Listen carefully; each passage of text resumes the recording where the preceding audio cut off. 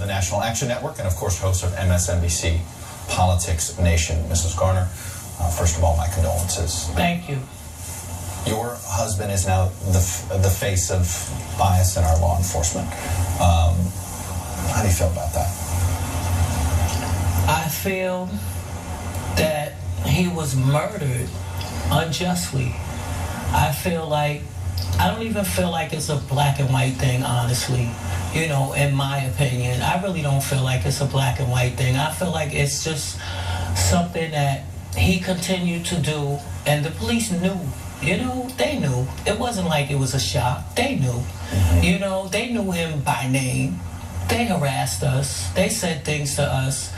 We would go shopping. You know, they hi, cigarette man, hey, cigarette man, wife, you know, stuff like that. And I would just say, Eric, just keep walking. Don't say anything. Don't respond. You know, don't give them a reason to do anything to you. And, you know, and he just felt like, he said, baby, they keep harassing me. And I said, just ignore them, Eric. And he said, but how much can I ignore them? And I would say, just stay away from the block. You know, just find something else to do. And he's like, what else can I do? I keep getting sick. He tried working with the Parks Department, but he had asthma. You know, he had issues, you know, heavy guy. And he was very lazy. You know, he didn't like to do anything. He wasn't used to it. So. You say he was murdered. Yeah, I feel like that. I feel like he was murdered. You obviously aren't going to get your day in criminal court, but you're still looking for a day in court. I'm looking for it, yes, because I think it would, you know, it would only be right, not only for my husband, but for all the other young men and women and my sons. I have 2 sons, you know, that I have to train now. I have a 15-year-old. I won't even let him go 2 blocks away from my house. On Halloween night, he wanted to go out trick-or-treating. And I kept him in the house. I went and bought him all kinds of candy from Dwayne Reed and told him, please stay in the house. I just don't want him to go outside, because now that everybody knows who he is, you know, that he's Eric Garner's son, you know, I fear. And now my other son is in college, and he's in Jersey, in Newark. And I make him call me at least. He's like, Mom, 20. I'm like, call me like at least, you know, in the morning before you go to class. When you get out of school, don't go to no parties. Don't do this. You know, I'm so afraid of what could happen to them in the street by the police. And I'm afraid of the police. Are you afraid of the police? Yes, I am. That's why I left Staten Island. You know, I lived 2-3 blocks tops away from the 120. So if there's a bottle thrown on my block, the 120 is coming to see about it. If there's an argument or a fight between neighbors or something, the 120 is coming to this. I couldn't stay there anymore, you know, and everything on Staten Island is centered on Bay Street. So you, one way or the other, you had to go to Bay Street, and that's where they all are. And they all knew who I was as well, you know. Reverend Sharpton, there have been protests coast to coast. The reaction, it seems, to this grand jury non-decision, much different than the reaction to what happened in Ferguson. We had a more polarized reaction. This one, not so polarized. Do you see that as progress? I see it as progress as long as we take it to some real change. This Saturday we're having a national march that Ms. Garner and the family from Ferguson is leading to call for congressional action. The Congress needs to not only do hearings, we need to deal with the jurisdictional threshold of how you make a federal case. How will she get her day in court? You've got to be able to move the jurisdictional threshold, which Congress can do. Congress need to put money in the Justice Department to investigate these cases.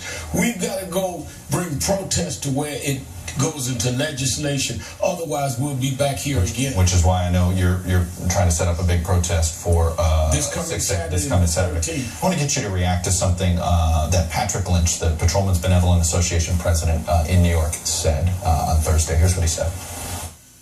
You cannot resist arrest, because resisting arrest leads to confrontation. Confrontation leads to tragedy. So we feel badly that there was a loss of life. But unfortunately, Mr. Garner made a choice that day to resist arrest. Well, blaming Mr. Garner. First of all, to blame the victim The insensitivity of that is striking. But it's also, when you look at the video, the difference between Ferguson and Staten Island, even though we bring them together for this march, is there's a video. And if you see in the video a man taken down on the ground with police over him, and then you continue to choke him and the chokehold is illegal, are you now saying at the worst case scenario, if he had resisted arrest and clearly he didn't, that the penalty then is that you choke him to death? I mean, I think it's the most absurd premise that this person could have arrested. Mrs. Garner, you wanted to react to that. I heard you just, I watched your eyes, I watched your head shake. Because, you know, I'm not going to say he was a career criminal, but I'm going to say he had a past of being arrested. And he never, not once, ever resisted arrest.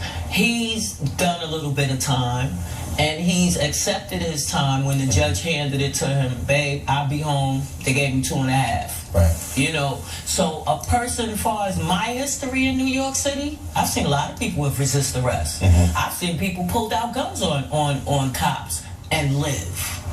But that's the point. When you bring up race, and she has tried to say, I don't want to deal with race as the issue, but clearly they treat differently. If he was of a different race, with the same background, no one has tried to sugarcoat anyone's background here, would he have been treated the same way? And that's what we're talking about. You cannot have a broken windows policing if you have broken training, broken accountability, and police that claim that I have the right to bring you down and then later say it's resisting even when the videotape says it's not. So we're not talking about making victims saints, but we're talking about not giving a pass to police who do what's wrong. You can't have two wrongs and make one civil right. Right, and I want to ask you on this issue here. We were talking about Mr. Garner having to sell single cigarettes to survive. All right, to make a living. Do you need to be focusing your efforts also on this economic problem and we do. that a lot of African American communities feel as if a hopelessness on the economic front? We do, which is why we aggressively, National Action Network and the civil rights community, supported the jobs bill, support infrastructure development, because when we go and challenge men in our community to say you've got to stand up and you've got to be responsible, they need jobs, they need training. So at one hand, we can't expand the public sector for jobs. At another hand, they say, well, we're being harassed and treated differently by law enforcement. So we've got to strike a balance that is not in our power to do, which is why we're going at the Congress to make that possible. You can't kill jobs, building infrastructure, and then tell men to take care of their families. You can't have it both ways. Reverend Sharpton, Esaw Garner, again, my condolences. Thank you for coming on Meet the Press. Thank you for having me. We're going to be discussing a lot of the